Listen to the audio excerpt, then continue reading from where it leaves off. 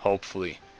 And if I find a save point between here and when I actually find the green goo, then I shall save. I think green goo is above us, one floor above us. So yeah, let's go there and be able to march our way into crap. I have no idea how the crap one is supposed to know how to do that without taking screenshots of the picture and superimposing it over each other. Because, yeah, good thing I'm playing this on a freaking emulator, and yeah, it works. So I can actually go and do that real quick. Ah, there's something sparkling on the ground. Yeah, let's go ahead and pick it up. Crystal of Unsealing. What seems to be the problem, Yuka? I really have to go to the bathroom. Don't tell me you've been holding it in all this time, have you? Oh. My. Well, we best find you a place to relieve yourself. Though I seem to recall our options being rather limited. There's still a bucket by classroom 1A, but she doesn't want to do that. Oh well, whatever. I think I know what to do with this crystal of unsealing. Let's go do that quick. Hey! Remember the... Wow! Shattered! Yep. Protective charms for the win. Touch the door have completely vanished. It's now opening with no difficulty whatsoever. Seems usable now. Will you be alright by yourself? I'll be okay. So yeah, apparently this is the girls' lavatory. Get to it then. I'll be waiting right here for you. Thanks. Go and relieve yourself of your... Wow, man, that must be some really hard pee if you're doing that.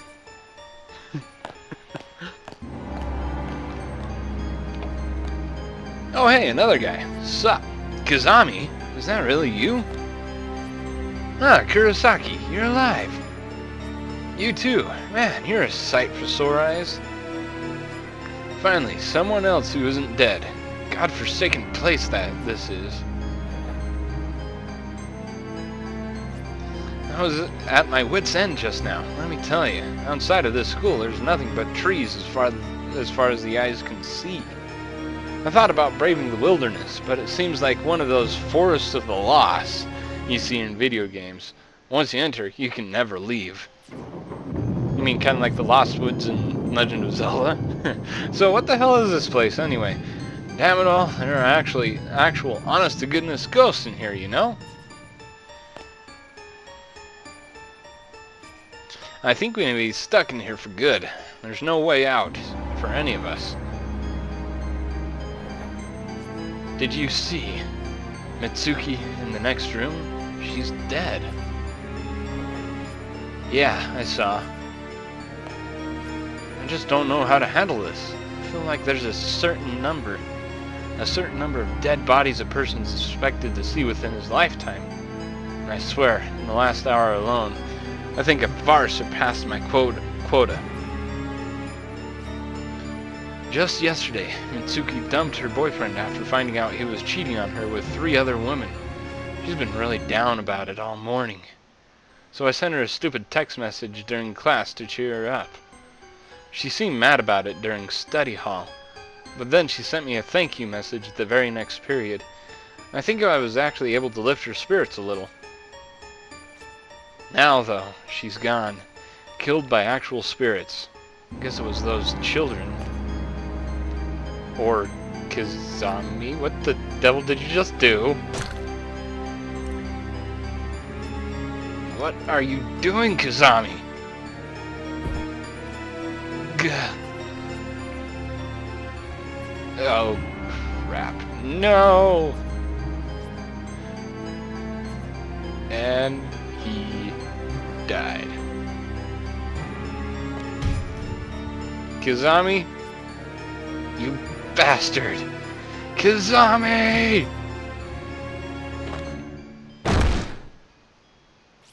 Within these walls.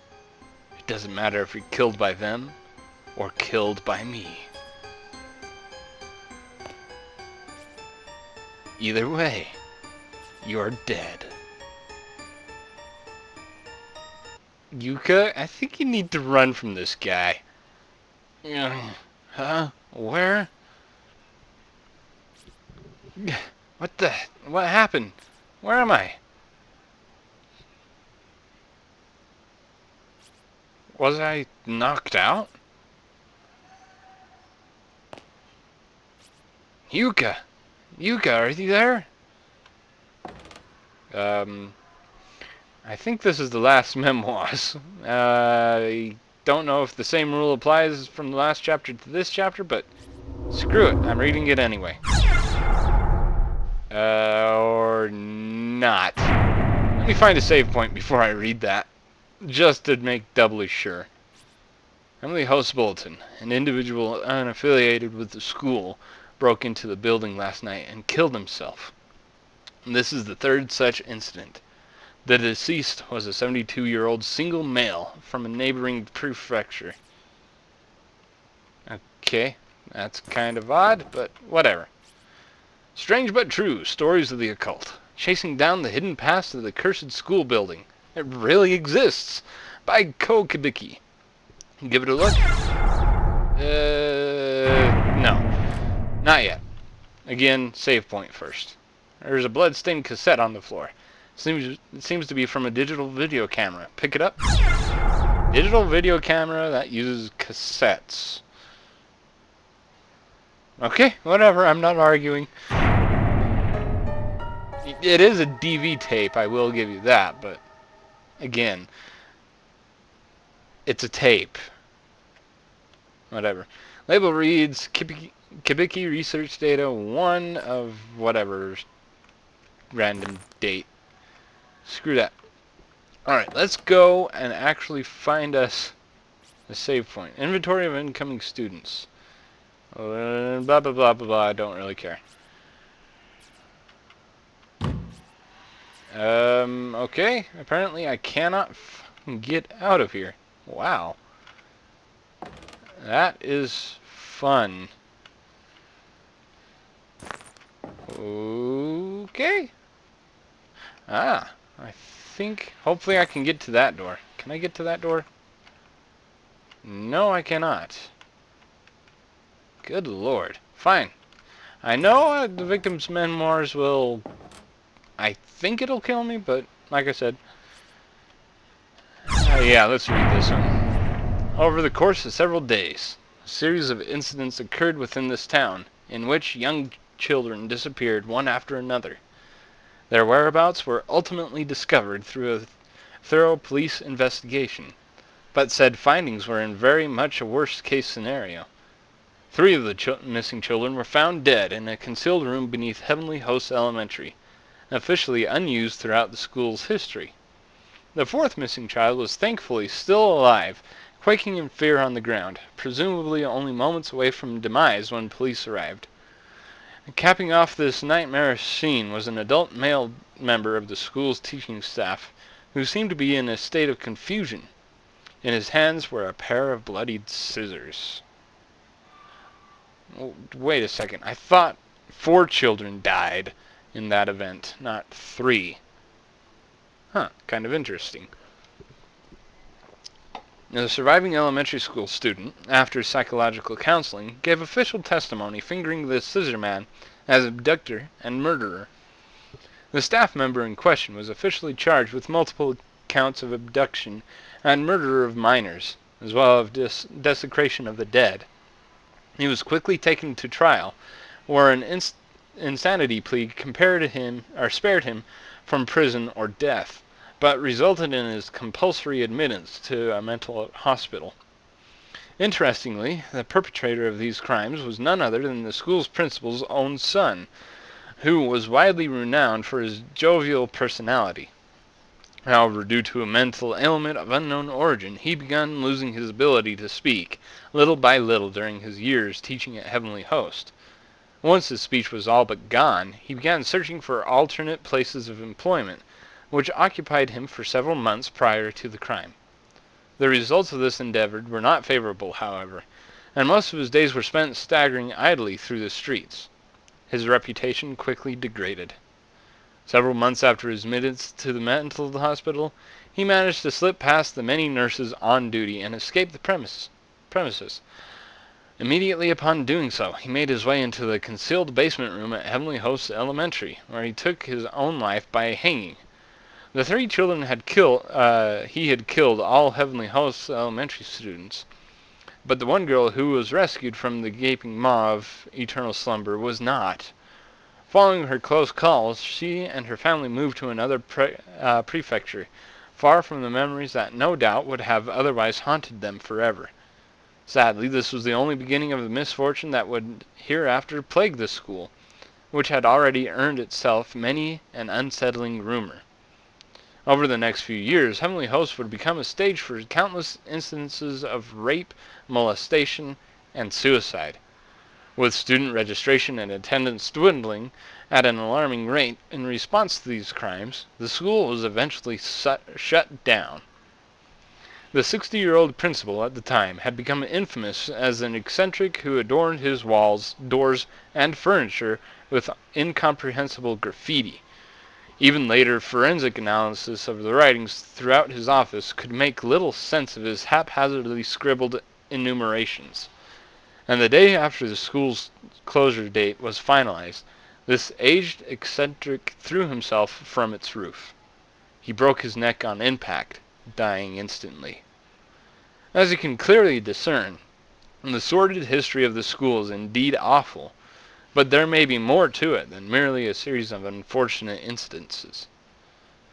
A power greater than any of us can comprehend may be acting as a puppeteer from the shadows, maintaining an actual, tangible curse upon this property, and the key to it lies with the sole survivor, the girl who bore witness to the brutal murders and mutilations of the 3 children no older than she. The girl in the red dress, the one who got away. My investigation into the supernatural side of this horrific massacre is only just beginning. Rest assured, I intend to make this a regular feature. I've begun gathering data for a follow-up report, so stay tuned. The next issue promises to uncover more details in this morbidly fascinating story. According to this article, one girl survived the murders, but if this photograph is correct, then it's that same girl in the red dress we saw earlier. Why would someone who wasn't killed here be haunting the school? Good question. I wonder why. I wonder why indeed. Damn, looks like I'm locked in. Oh, hey, how are you doing? To worry so much for another's well-being that it torments you to the core is an exquisite stigmata that afflicts the living and the dead alike. And you are? Ugh, her eyes are so cloudy, like a dead fish. I am the spirit of a girl who died here. Naho!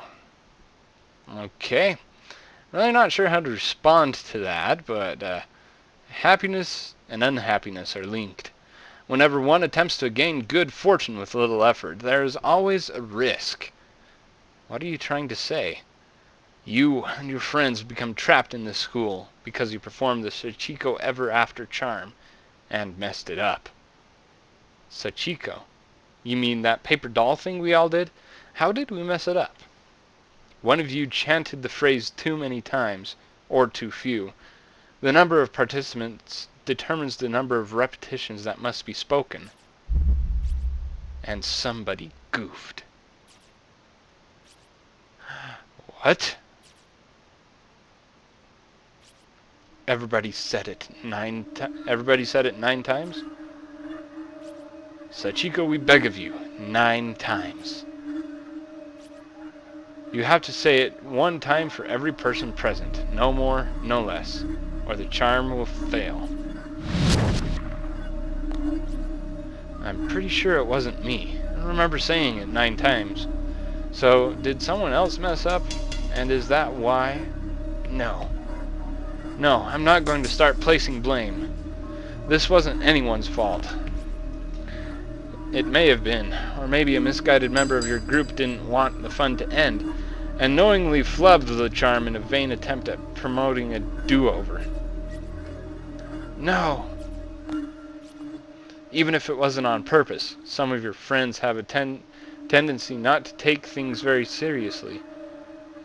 No, it's not inconceivable that they'd messed it up. And just say, oh well, it's not like I'll ever be found out. Without even realizing that their actions would ultimately damn you all. No one's owned up to it, right? Not a single one of your friends has said to you, I screwed up. I'm so very sorry. Shut the hell up already. My apologies. I proposed far too many likely scenarios, it seems. Perhaps it's the nature of my job. I've long since abandoned my writings, after all.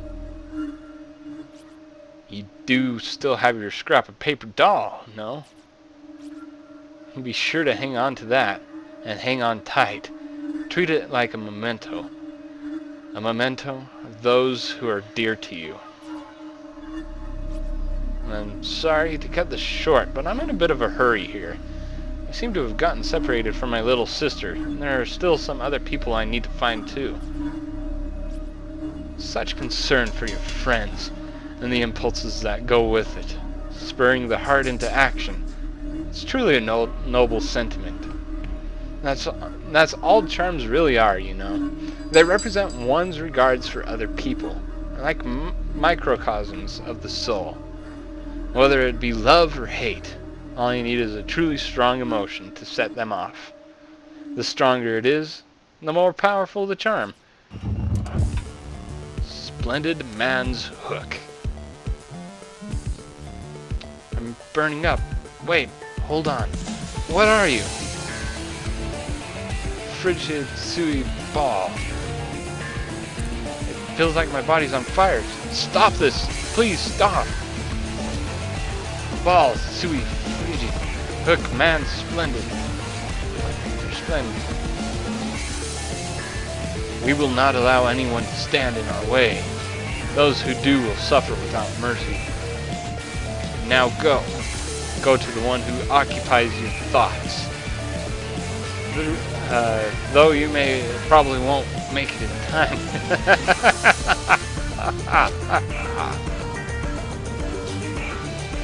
Okay, crazy person is crazy, but whatever. Continued chapter 4.